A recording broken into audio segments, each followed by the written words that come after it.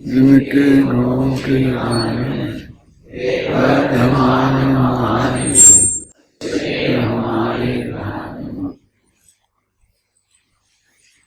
163, 64, 65 3 गाथाएं चल रही हैं।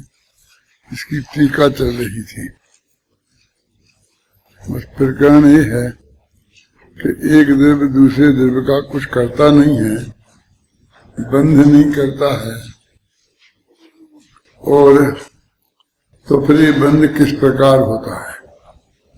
तो कहा कि जिन द्रव्यों में बंधने का स्वभाव है वो द्रव्य बंधते हैं, और उनकी एक सुव्यवस्थित प्रक्रिया है जिसका थोड़ा बहुत वर्णन जैन शास्त्रों में बताया गया है। कहना ये चाहते हैं कि वो इतनी शर्तें हैं, कल कहा था ना थोड़ा सा कि 4 द्रव्यों का तो किसी से बंध होता ही नहीं, बिल्कुल स्वतंत्र अलग ही रहते हैं, जैसे हैं अनादि से अनंत काल तक वैसे ही रहते हैं। फिर पुद्गल और जीव में जो बंध होता है तो 2 आत्माओं का परस्पर बंध नहीं होता है। पुद्गल द्रव्य में ही ऐसा होता है कि उसका बंध पुद्गल दूसरे पुद्गलों के साथ भी होता है और आत्मा के साथ भी होता है। और अब उनमें भी जो अविभागी प्रतिच्छेद होते हैं एक एक गुण के अंतर्गत, उनमें मोटा स्थूल उदाहरण दूं, 1 तोला गुड़ हो और 10 तोला राख हो, उस गुड़ को उस राख में मिला दो तो गुड़ भी राख ही हो जाता है। और 10 तोला मतलब गुड़ हो और 1 तोला राख हो और उसे उसमें मिलाओ तो राख भी गुड़ हो जाती है। ये तो मैंने आपको 10 तोला और 1 तोला बहुत अंतर बताया। यहाँ तो वो कह रहे ना, वो भी अविभागी प्रतिच्छेद और वे भी 2 अधिक होना चाहिए, मतलब बहुत कम है। और दूसरी बात यह है कि 1 परमाणु हो तो उसका होता भी नहीं है। जब इस जघन्य गुण के में परिणमन नहीं होता है, परमाणु में मन जघन्य गुण में परिणमन हो तो नहीं होता है। तो ये भी शर्त लगी हुई है। तो जब वो स्कंद बन जाते हैं, स्कंद वो भी असंख्य परमाणुओं के होते हैं, और उनकी प्रक्रिया में इतनी ये बारीकियां हैं कि जिनको हमारे समझने में ही भारी पड़ती हैं। तो फिर हम उनको मिलाएं, उनको 2 जघन्य परमाणु कर दें, उत्कृष्ट कर दें, 2 इसमें अधिक हों, ये तो हमारे बस की किसी के बस की है भी नहीं। वैसे भी वैज्ञानिक भी चाहती खोज करें कि उन परमाणुओं में जो उनका वो होता है ना परिणमन, क्या बोलते हैं अविभागी प्रतिच्छेदों के रूप में, तो वो अपने आप उनका जो नियम है जैसा उसमें होता रहता है ना, उसमें से ही होता है। कोई वैज्ञानिक चाहे कि हम इसको नहीं होने दें और ऐसे थोड़ा कम होने दें कि ज़्यादा होने दें जिससे दूसरे के साथ मिल जाए, तो ऐसा होता नहीं है। यानी सीधा जो प्रक्रिया यहाँ बताई गई है उसमें हमारे हाथ की बात कुछ भी नहीं है। अब जिसको जहाँ जैसा बंधना है वो बंधेगा। अभी स्कंद का स्कंद के साथ बंद होना है ना, तो स्कंद का स्कंद के साथ फिर उनमें किसके परमाणु जघन्य, किनके मध्यम में कितने 2 गुण कहाँ कम ज़्यादा है, और वो अचेतन है। इसलिए उसे कुछ ऐसा है ही नहीं कि मुझे ऐसा परिणमित होना है और ऐसा नहीं होना है। ये झगड़ा तो चेतन का है ना, कि हम ऐसी कल्पना करते हैं कि भाई हमारे ऐसा परिणमन हो, ऐसा नहीं हो, कि हम ऐसा करें और ऐसा नहीं करें। पुद्गल को तो ये समस्या है ही नहीं ना कि भाई सोचता ही नहीं है, ज्ञान गुण ही नहीं है। जैसे उसमें ज्ञान नहीं है तो वो सोचता नहीं है कुछ करने की, ऐसे ही जिसमें स्पर्श गुण नहीं है वो बनता नहीं है। तो जब वो नियम स्पर्श और रूक्ष का बता दिया तो पुद्गल में तो अनंत गुणों में 8 प्रकार के जो स्पर्श हैं उनमें एक रूक्षत्व और स्निग्धत्व तो है ही, आत्मा में तो वो भी नहीं है। जब नहीं है तो इसी कारण से दो आत्मा आपस में बनते नहीं, तो पुद्गल से कैसे बन जाएगा। तो भी बताया कि वो आत्मा में जो राग देश हैं वो स्निग्ध रूक्ष हैं। राग को स्निग्ध कहते हैं और देश को रूक्ष कहते हैं। इसलिए सिद्धों में नहीं होते वो राग देश, इसलिए उनका किसी से बंधने का कोई संबंध नहीं रह जाता है। अब इस संसारी जीवों का ये बंधने की जो सूक्ष्म प्रक्रिया है वो ऐसी है कि हमारे ज्ञान में पकड़ में ही नहीं आए। तो ये सब बात समझाने की जरूरत ही क्या है। एक जगह तो अभी हम लिख रहे हैं, वो क्या नाम क्या लिख रहे हैं अपन, योग साधन। तो हर गाथा में ये बात कहते हैं कि वो एक दूसरे को करता नहीं है, कर ये नहीं है, ये नहीं है, बिल्कुल मतलब बहुत तेजी से उसका निषेध करते हैं। और यहाँ तो ये ऐसा कह रहे तो कहते हैं कि हम यदि हमारे हाथ में भी कुछ हो तो भी हमको वो प्रक्रिया मालूम नहीं है। जैसे बन कहते सोना बनाने की विधि शास्त्र में भी लिखी है और दूसरी जगह वैज्ञानिक खोज भी लें। ऐसा नहीं है कि सोना बनाने की विधि हमारी यदि किसी को मालूम होगा तो वो तो अरबपति बन जाएगा, और वो तो क्यों नहीं बनाएगा, जरूर बना लेगा। सैकड़ों वैज्ञानिकों ने बना लिया सोना, लेकिन वो बनाते हैं तो जिस भाव बाजार में अभी उपलब्ध होता है ना, उससे कई गुना महंगा पड़ता है। इसलिए कोई बनाता नहीं है। क्या वो तो सस्ता पड़े, फ्री में पड़े, वो समझते हैं ये तो सोना कीमती है ना, बाजार से हम खरीद के लाए इसलिए, और वो हम बना लेंगे। तो जैसे समझते हैं पानी मिट्टी मिलाएंगे वो बन जाएगा। अब उसमें पारा डलता है, अब पारा सोने से बहुत महंगा है। तो ये एक चीज का मुझे नाम याद है, बाकी ऐसी कोई चीजें होंगी जो सोने से भी ज्यादा महंगी होंगी, हैं? तो उनसे कोई क्या मिलाएगा और बनाएगा। और दूसरी बात तो ये है, जिस सोने को आप बहुत महंगा कहते हैं वो तो मिट्टी का ढेला है ना, ये पर्वत का एक हिस्सा है।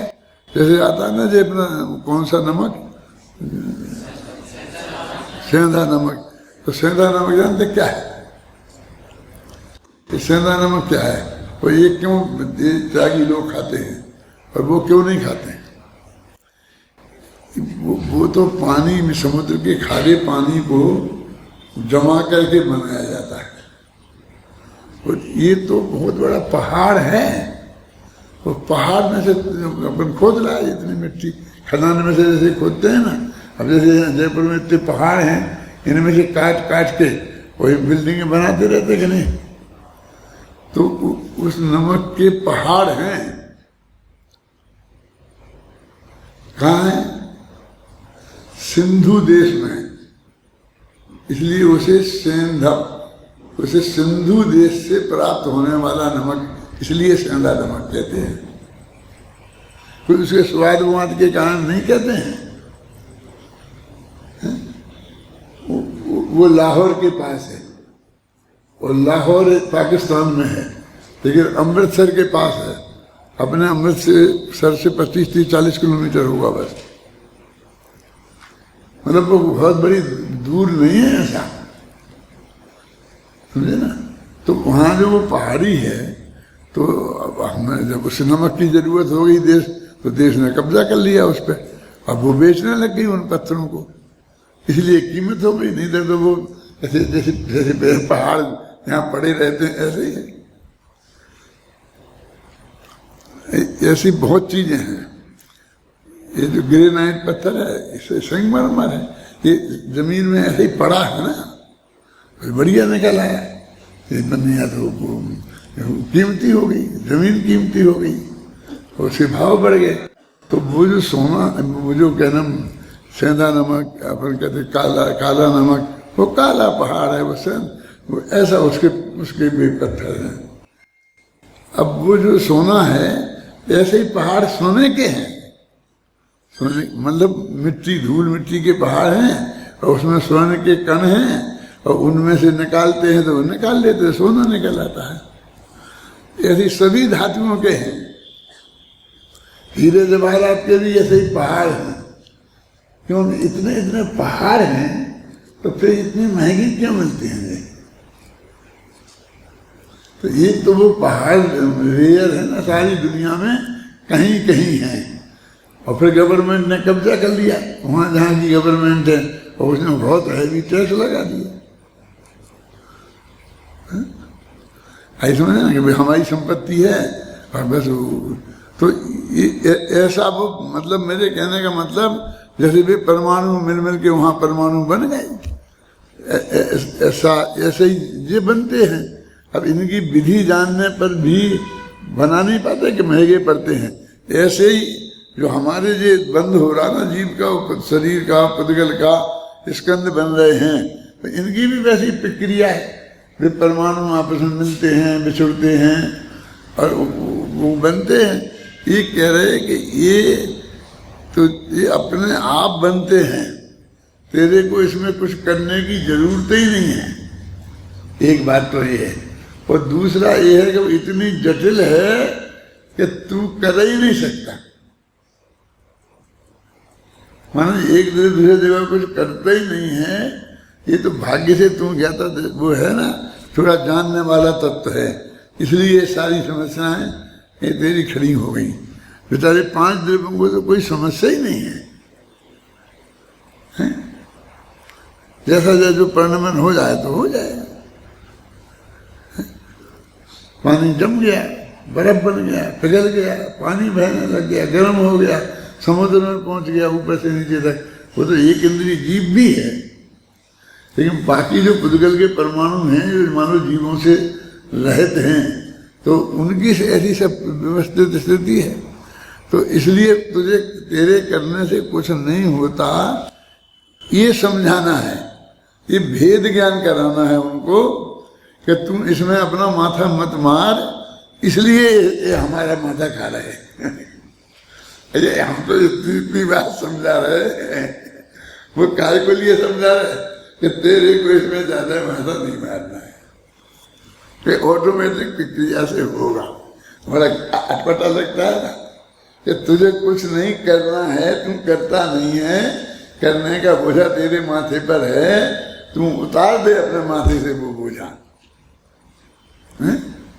इसलिए इसकी थोड़ी सहज प्रक्रिया जैसी केवली भगवान ने बताई, फिर शास्त्रों में लिखी, फिर हमारे गुरुओं ने हमें बताई, वो थोड़ी बहुत हम तक पहुंची है। वो वैसे ही कहते हैं कि जितना वस्तु का स्वरूप जैसा है, उसका अनंतमा भाग भगवान की दिव्य ध्वनि में आता है।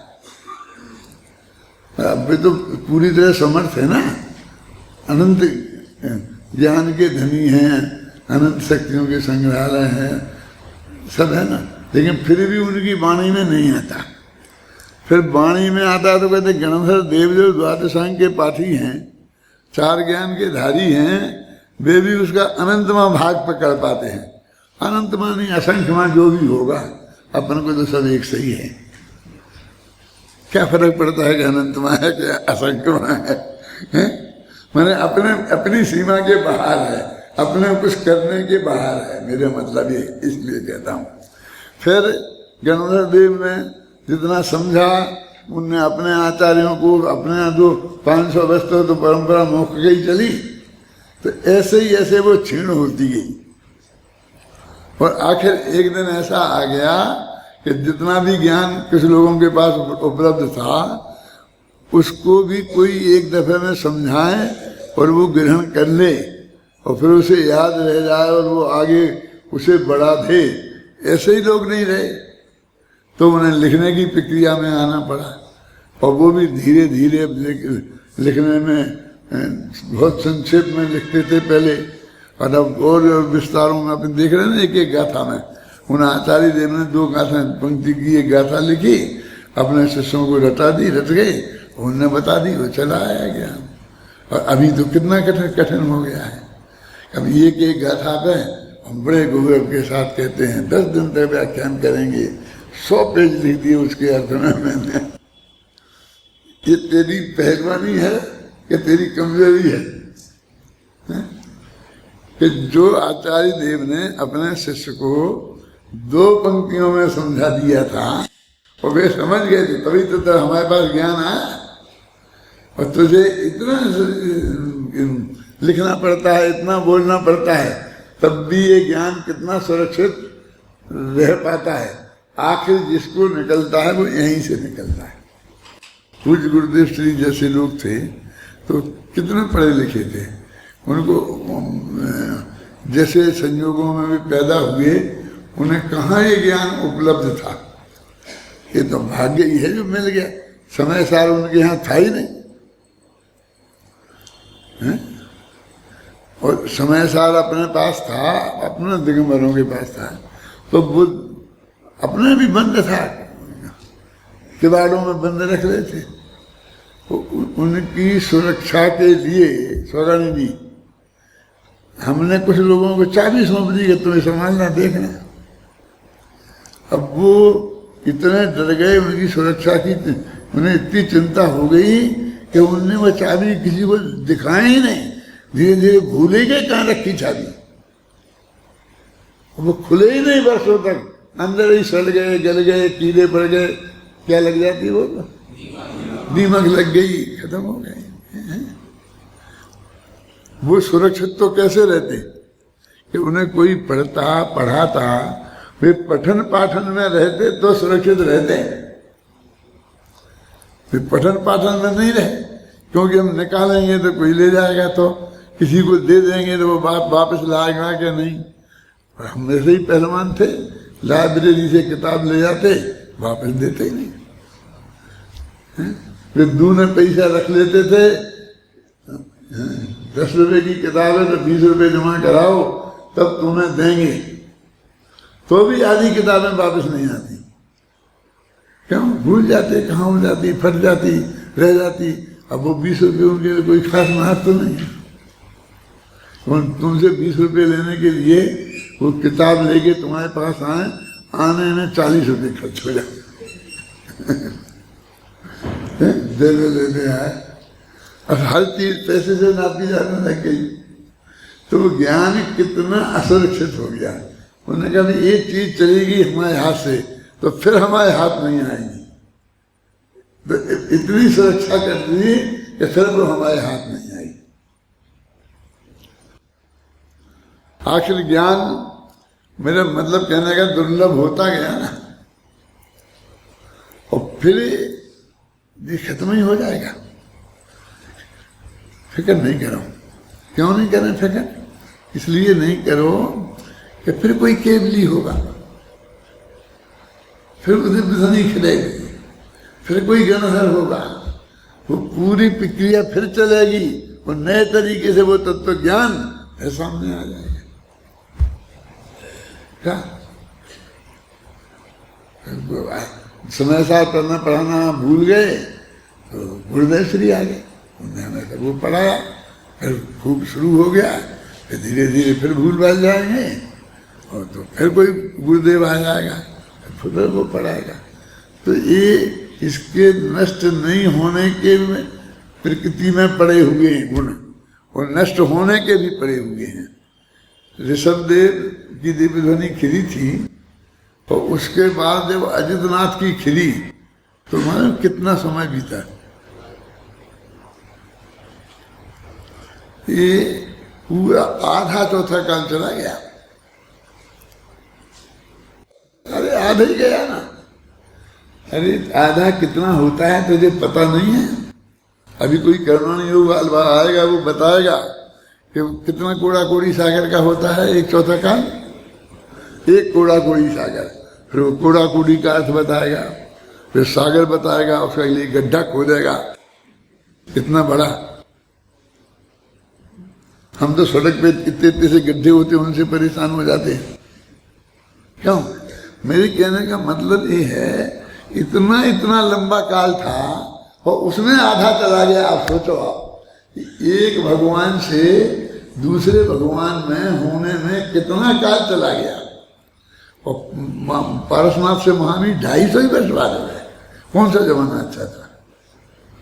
वो आदिनाथ अजितनाथ वाला कि पारसनाथ वर्धमान वाला? चौथा काल बहुत बढ़िया और शुरू का बहुत बढ़िया रहा होगा। लंबा चौड़ा शरीर, 500 धनुष की काया, और पढ़ के मस्त हो जाते हैं। क्या हो गया? तो देखो कितना धीरे धीरे काल कम होता गया ना। पहले इतने काल बाद, यानी एक दफे पुरानी चीज नष्ट हो जाए तो दोबारा नई पैदा होने में कितना काल लगता था। अब तो भगवान पारसनाथ का काल चलता रहा और महावीर हो गए।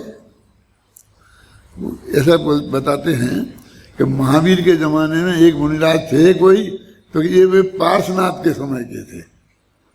ऐसा आता ना, पार्श्वनाथ के समय के थे का मतलब क्या? कि पार्श्वनाथ के समय के थे माने उस पर 250 वर्ष के आदमी होते थे, ऐसा नहीं है। माने जब तक महावीर पैदा नहीं हुए थे, उन्हें केवल ज्ञान नहीं हुआ था, तब तक वो शासन काल पार्श्वनाथ का कहलाता था। और वो जो व्यवस्था चली आ रही थी उसमें उनने वो मुनि दीक्षा ली थी, इसलिए उनको बोलते पार्श्वनाथ भगवान के मुनि। उनकी शिष्य परंपरा में थे ना वो। आप समझ रहे हैं ना? ऐसे तो यहां तो परंपरा टूटी ही नहीं। माने पार्श्वनाथ के दीक्षित मुनिराज यहां मौजूद रहे, वो महावीर हो गए, और वहां क्या बहुत हालत खराब हो गई थी। अरे कोई भी द्रव्य क्षेत्र काल भाव पर विचार करो तो अलग अलग एंगल से देखने पर अलग अलग निष्कर्ष निकलते हैं।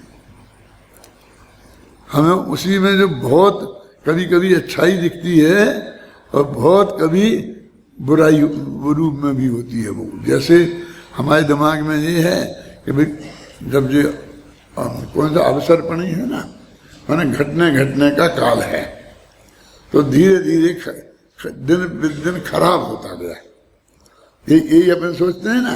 तो इसलिए आदिनाथ से अजितनाथ का बहुत बढ़िया था, तो संभवनाथ का, और फिर वो वियोग काल भी अपन को वो कहते घटता गया तो खराब होता गया, क्योंकि अपन को घटना बुरा लगता है ना। लेकिन इसके बाद तीर्थंकर नहीं हुए, उपदेश बंद हो गया, दिव्यध्वनि नहीं खिल रही थी, क्यों? और सब लोग बिल्कुल ही भूल गए थे। तो ये क्या है?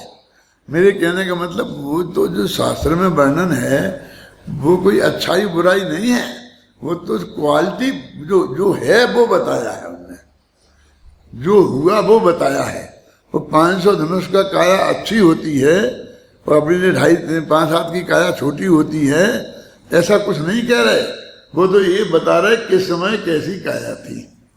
और आंवले के समान आहार था, इतना भोजन इतना सा, 500 धनुष की काया और भोजन इतना सा। और आज हम तुम्हारी काया छोटी छोटी होती गई और भोजन बढ़ता गया। हमारी समझ में तो नहीं आता, बढ़ रहा कि घट रहा। यहाँ तो मैं ये विचार के मैं ये जो लिख रहा हूँ उसमें पढ़ रहा हूँ योग सार में, तो इससे बिल्कुल उल्टा आ रहा है। वो ये कहते तुम काय को उलझ रहे हो कि जिनदेव का स्मरण करो, जिनदेव की भक्ति करो, जिनदेव का ध्यान करो। हे भव्य, तुम जिनदेव कर रहे थे। तो शिष्य बोला कि महाराज क्या कह रहे हैं? कभी कभी तो आप कहते हो कि आत्मा का ध्यान करो, पर अभी जिनदेव के कह रहे? जिनदेव तो अरहंत तो सिद्ध है। हाँ से सुनना, जिनदेव कौन है? अरहंत तो सिद्ध है, अभी तो पर है। क्योंकि अभी हम तो कम से कम अरहंत तो नहीं है। कोई त्रिकाली ध्रुव होंगे, शुद्ध होंगे, जिसमें से अनंत अरहंत पर्याय पैदा होंगी, इतने महान होंगे। क्यों? एक एक समय में एक एक केवल ज्ञान निकले, ऐसी शक्ति के धारक होंगे, लेकिन केवल ज्ञानी तो नहीं है, समझे ना? अरहंत सिद्ध तो नहीं है, और जो हैं अरहंत सिद्ध वे पर हैं, और पर का ध्यान नहीं करना, अपना ध्यान अपना किया जाता है, पर की तो भक्ति की जाती है। पर से तो राग में निमित्त बनते हैं, पर भगवान की रागता में निमित्त नहीं बनते हैं? तो जिनदेव का ध्यान करें कि अपने आत्मा का ध्यान करें, तो वे कोई शंका समाधान वाले महाराज नहीं थे।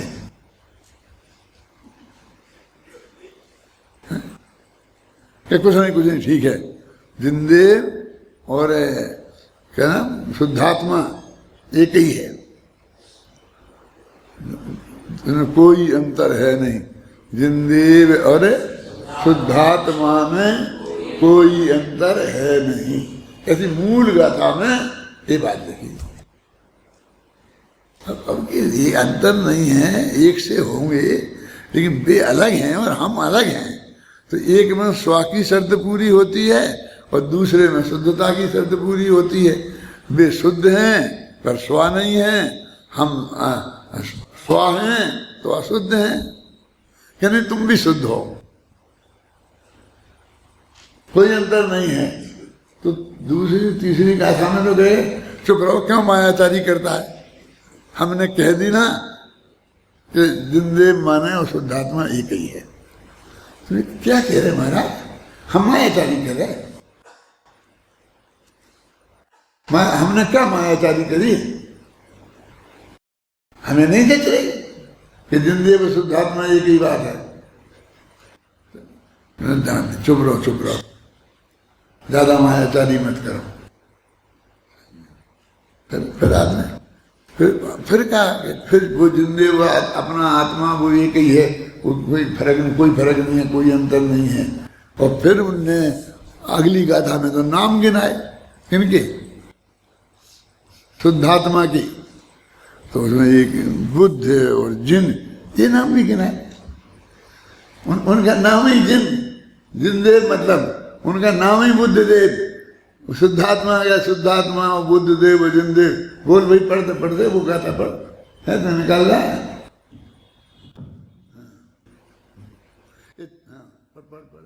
मोक्ष मग में योगी जन यह बात निश्चय जानिए, जिन देव और शुद्धात्मा में भेद कुछ भी है नहीं। सिद्धांत का यह सार माया छोड़ योगी जान लो, जिन देव और शुद्धात्मा में कोई अंतर है नहीं।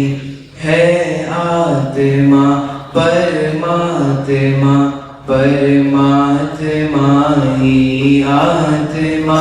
हे योगी जन यह जान कर कोई विकल्प करो नहीं। यदि चाहते हो मुक्त होना, चेतना में शुद्ध जिन और बुद्ध केवल ज्ञान में निज आत्मा को जान लो। शुद्ध बुद्ध जिन आ गया ना सब, ये आत्मा के, अपने आत्मा के नाम है। अब इतने क्लियर लिखा, तो हमने कहा था ना जिनदेव का ध्यान करो, तो जिनदेव का ध्यान करो तो अपने ही आत्मा का हो गया। अब इसने कंजूसी करी, शुरू की एक कथा छोड़ दी, जिसमें ये कहा था कि जिनदेव का ध्यान करो, स्मरण करो। उसके बाद बोलो, पहली कथा बोलो। तुम करो चिंतन स्मरण और ध्यान आता देव का, बस एक क्षण में परम पद की प्राप्ति हो इस कार्य में। जिनदेव का स्मरण करो, बोलो। है इसमें एक कथा में और पिछली में होगी।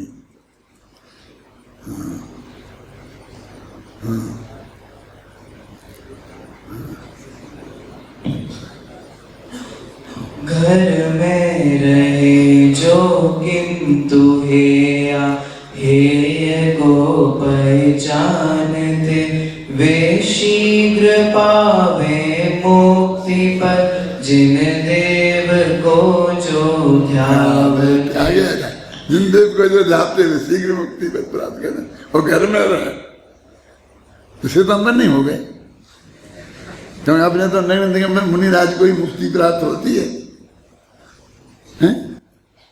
वे तो घर में रहे।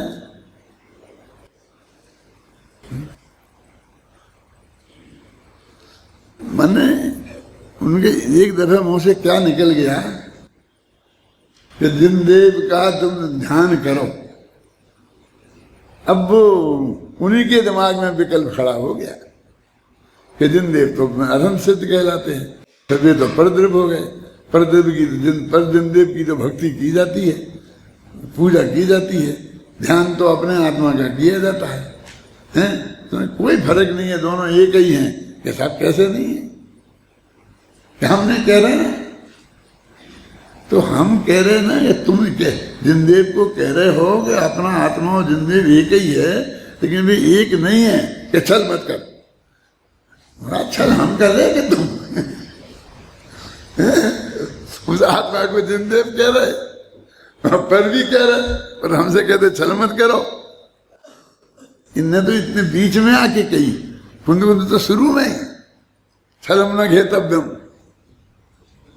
मैं तुमको भगवान ने क्या त्रिकाली ध्रुव भगवान आत्मा समझाता हूं, समझा दूं तो समझ लेना, और नहीं तो छल ग्रहण मत करना। तो महाराज समझा देते, बाद में ही कहते कुछ हमसे कोई गलती हो जाती तो ये तो कह रहे मैं तुमको समझाऊंगा, अभी तो समझाने की बात कर रहे हैं ना, है?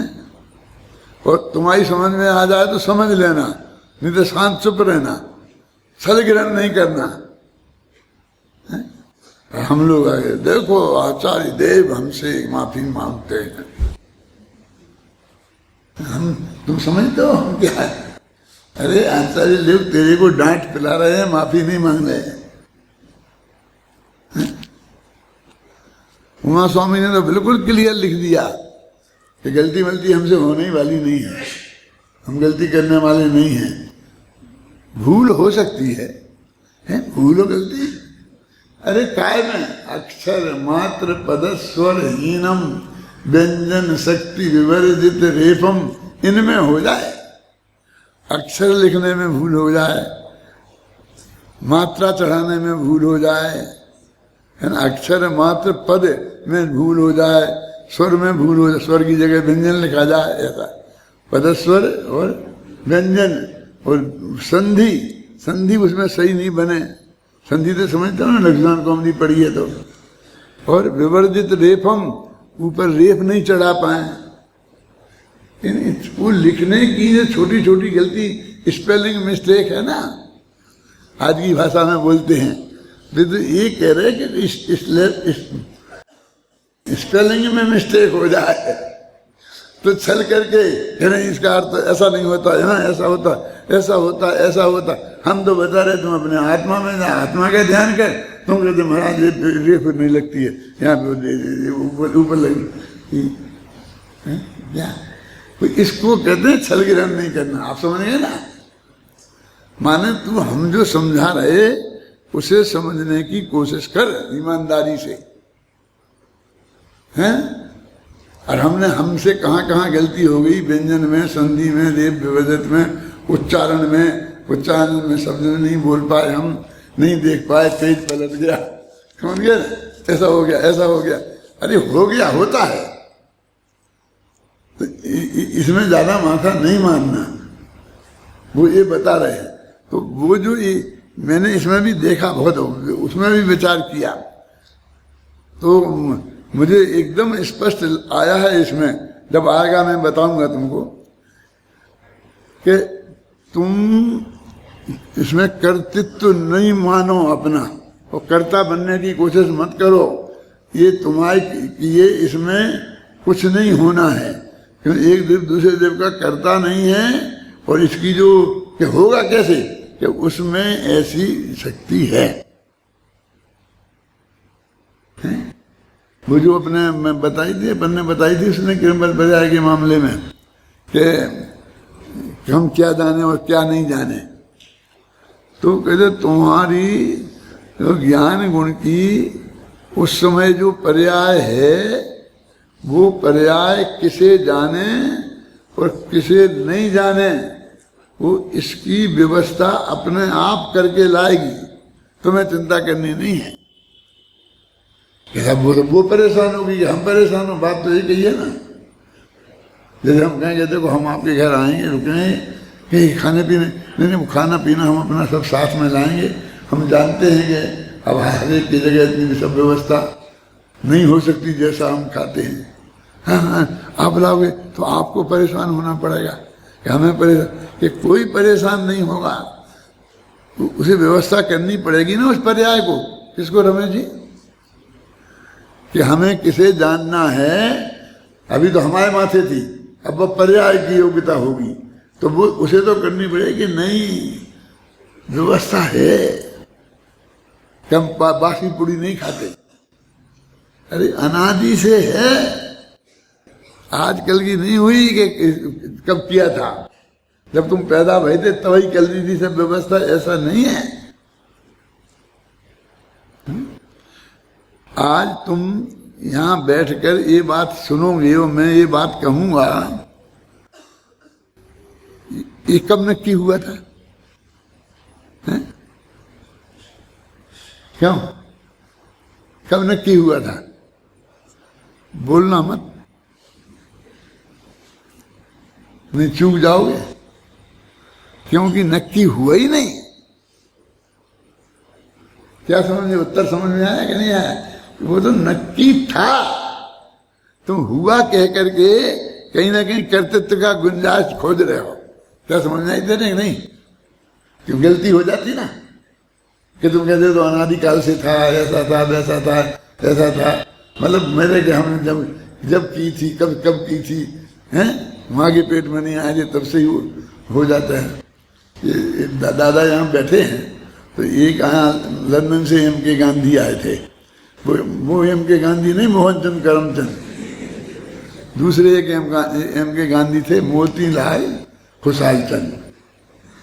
उनका नाम मोतीलाल खुशालचंद था ना, तो वे अपने को एम के गांधी लिखते थे। उनकी एक लड़की थी, वो 27-28 साल की हो गई थी, उन्हें शादी करने की थी, पैसा बहुत था, चिंता बहुत थी, तो बड़े दादा के सामने बहुत उन्हें कही होगी, कोई हो तो बताना। तो बड़े दादा ने क्या जवाब दिया था, मुझे बड़े दादा ही ने बताया था, मुझे अभी नहीं, तभी 20-25 साल पहले की बात होगी कि गांधी जी आप चिंता मत करो, अपने देश में जब लड़की पैदा होती है, लड़का उसके 3-4 साल पहले पैदा हो जाता है। याद है दादा?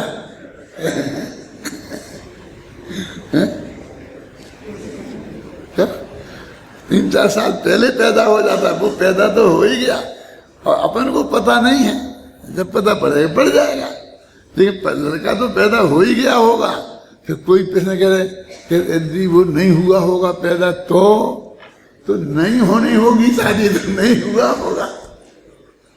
उस लड़की की शादी नहीं होनी होगी तो नहीं हुआ होगा, हम उसमें क्या करें? होनी होगी तो हुआ होगा। हम तो महावीर के लिए भी यही कहते हैं कि महावीर की शादी हुई नहीं थी। क्या बात करते हो, इतने प्रस्ताव आए थे, ये आए थे, वो आए थे, हैं? लेकिन मैं कहता हूं ऐसी कोई लड़की पैदा नहीं हुई थी जिसके भाग्य में महावीर जैसा वर हो। ये बात सच्ची है ना, महावीर की महिमा भी नहीं घटी और उनकी शादी हुई नहीं थी, वो बात भी पक्की हो गई। लेकिन एक बात का ध्यान रखना, किसी ब्रह्मचारी से मत कह देना, उसकी परिचय देने में ये मत बोल देना कि इनकी शादी हुई नहीं है। नहीं तो वो वहीं खड़िया खड़ी करेगा, कौन कहता नहीं भाई इतना ऑफर आए थे, ये आए थे, वो तो मैंने रिजेक्ट कर दिया, ये कर दिया। लेकिन क्या हुआ ना, सर ऑफर आए थे वो तुमने रिजेक्ट कर दिया, अच्छा तो नहीं हुई ना, मैंने तुम्हारे योग्य लड़की नहीं थी ना, अर्थ तो वो ही है।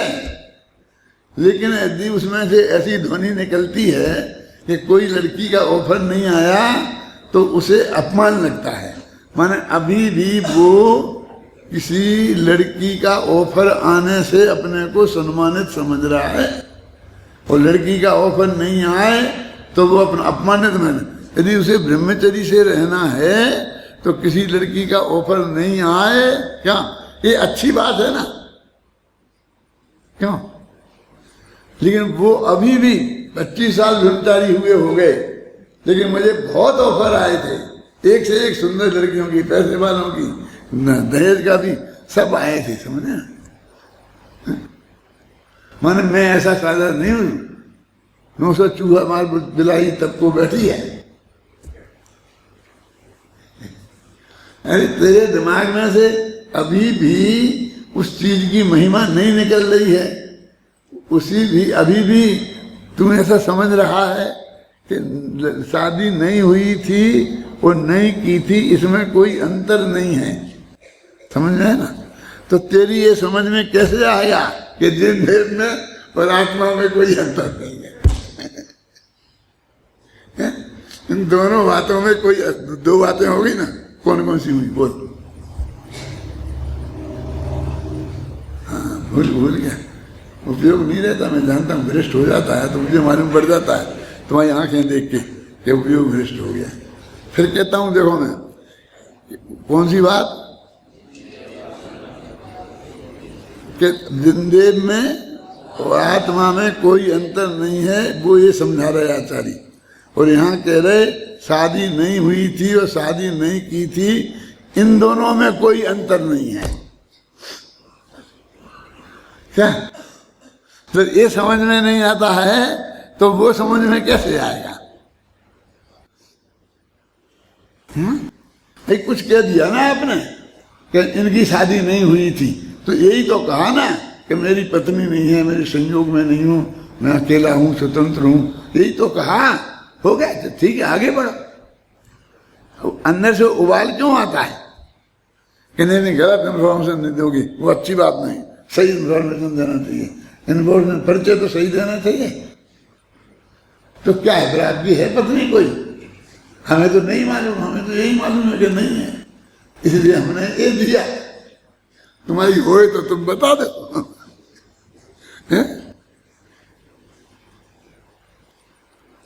माने वस्तु का स्वरूप ये निष्कर्ष निकला। क्या निकला कि हम जो तुम्हें बता रहे ये बंध की प्रक्रिया है, वो दुधिकादि गुणा नाम तू न जघन्य गुणा नाम गुण सामने सदसा नाम, वो सब समझ रहे ना, उसकी बात कर रहा हूं मैं। वो सारी जो प्रक्रिया है उसके अनुसार ये स्कंदों का, जीव के साथ बंध का, वो सारा अनादिकाल से सुनिश्चित है, और वो प्रक्रिया ऑटोमेटिक प्रक्रिया से संपन्न होगी, और वो केवल ज्ञान में जान ली गई है। समझे ना? अभी जो अपने यहाँ ऐसे बैठे ना, हम तुम सब कोई भी ले लो, तो इसमें असंख्य पुद्गल परमाणु और एक अपना आत्मा है, और इनके साथ वो बंध की प्रक्रिया, जिसमें सब स्कंद बन गया जी, और अपना आत्मा भी इनके साथ जुड़ गया राग देश की वजह से, वो सब पूरी प्रक्रिया समझाई ना अभी। तो ये पिंड है, तो ये पहले से था ना, नक्की करें उसके लिए फिर वो अपना मारीच है अपना, कि वो आदिनाथ ने ये कोड़ा कोड़ी सागर पहले बता दिया था, ये महावीर होगा, इसके माँ बाप जो होंगे, एक आत्मा होगा, इतने पुद्गल, वो कौन कौन से पुद्गलीय परमाणु होंगे वो भी पता चल गया होगा आदिनाथ को। तो किन किन परमाणुओं का स्कंद बनेगा ये सब पता चल गया होगा ना? है? क्या बबलू समझ आ रही बात के नहीं? ये जो सारी प्रक्रिया जो ऑटोमेटिक तरीके से हमारे इसके साथ जुड़ गई है, जुड़ी हुई है, समझ लो, वो सारी प्रक्रिया उनको मालूम होगी। अकेले इतनी ही मालूम नहीं होगी हमारे माया बाप का नाम, क्या पत्नी का नाम क्या था। एक एक परमाणु कौन कौन से हैं, कैसे कैसे जुड़े हैं, कहाँ होंगे, कान के पास कौन परमाणु होगा, नाक के पास कौन सा परमाणु होगा, उसका आकार प्रकार क्या होगा। ये वैज्ञानिक लोग कहते हैं कि अपने शरीर में जो सेल है ना, तो एक एक सेल में एक एक हुक्मचंद है। वो उसमें वो शक्ति है कि वो जो बनेगा वो ऐसा ही बनेगा। ये हमारा चेहरा जो ऐसा ढला है टूट फूट जाए और फिर दोबारा बने, तो जी बिल्कुल ऐसा ही क्या ऐसा बनेगा। और तुम कोई बनाओगे नहीं, डॉक्टर मास्टर नहीं, अपने आप उस सेल में ये बात पड़ी है। समझ में ना, हमने बाल बना दिए तो बाल आएंगे तो वैसे ही आएंगे। जो अंदर सेल है ना उनमें वैसी ही प्रक्रिया है, और उससे कि जी अपने सफेद बाल बनवा दे दादा, और फिर अब नए उगेंगे तो काले उगेंगे ना। नई फसल अच्छा बढ़िया कोई तेल मिल लगाएंगे कि तुम नहीं देखते कितना ही बनवा दो, उगेंगे तो ऐसे ही उगेंगे। यहाँ से उगेंगे तो यहाँ से उगेंगे, यहाँ से उगेंगे तो यहाँ से उगेंगे, यहाँ से उगेंगे तो यहाँ से उगेंगे। समझ गए ना?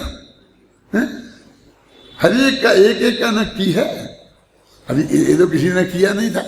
अभी तुम इतने लोग यहाँ बैठे हो तो एक का यहाँ तक है, एक का यहाँ तक है, एक का यहाँ तक है, एक के बिल्कुल यहीं रखे हैं बाल, और भी आगे ही को जाते हैं, पीछे को जाते ही नहीं है। एक और फिर जब तुम पूरे बनवा दो जड़ से, वैसे कभी नहीं बनवाओ तो बाप मरे तब तो बनवाओगे। एक दफे तो जिंदगी में बनवाने पड़ेंगे ना। तो फिर कोई घबराओ नहीं, वैसे ही के वैसे उठ के आ जाएंगे। माने उनमें परमाणुओं में कितनी व्यवस्थित व्यवस्था है। ये सब क्यों समझा रहे? इसलिए समझा रहे कि तेरे माथे कुछ नहीं है, कि हमारे माथे का बोझा तुम्हें उतारने की क्या जरूरत है कि तुम अपने आत्मा में तुम्हारा उपयोग जाए और तुम्हारे आत्मज्ञान का गे तुम्हारा भगवान आत्मा बने। वो तो तुमने कह दी ना जब बनेगा, तो जब बनेगा तो उसके पहले तुम्हारा दिमाग इस तरह जनागम को पढ़कर और गुरु मुख से समझकर निश्चिंत होगा, तब वो तुम्हारा भगवान आत्मा तुम्हारे ज्ञान का गे बनेगा। वो प्रक्रिया इस प्रकार संपन्न होगी। समझ में आई ना? ये सब बात इसलिए बता रहे। देशना लब्धि होगी क्या नहीं होगी? कहन लब्धि होने के पहले देशना लब्धि होगी ना, तो भी है। अब अपन ने क्या देखें कि अपन ने कहाँ से छोड़ा था, कहाँ से किया था, क्योंकि इसमें असली बात तो अपन ने सब बता दी। यदि देखना ही होगा तो कल देखेंगे, अब आज का तो समय हो गया।